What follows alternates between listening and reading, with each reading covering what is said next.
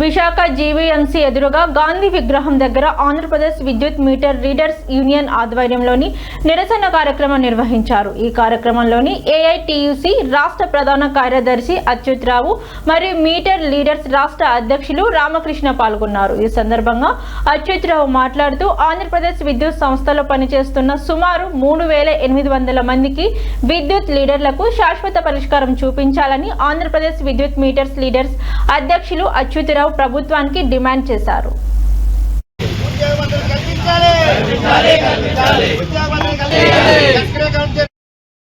అచ్యుతరావు విశాఖ జిల్లా ఏఐటీసీ ప్రధాన కార్యదర్శి.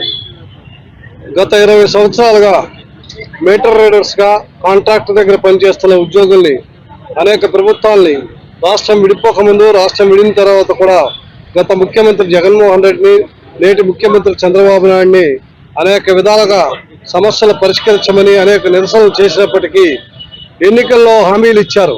మేము పాదయాత్ర ఉండేటప్పుడు చంద్రబాబు నాయుడు గారు మీటర్ రీడర్స్ అందరినీ ఏపీసీడీఎల్ ఉద్యోగులుగా గుర్తిస్తామని చెప్పి ఈ కూటమి కూడా అధికారంలోకి వచ్చి జగన్మోహన్ రెడ్డి మోసం చేసినట్టే ఈయన కూడా కాలయాపన చేస్తున్నాడు తప్ప వారి జీవితాలని రక్షించడానికి ప్రయత్నం చేయట్లేదు కాదు కదా.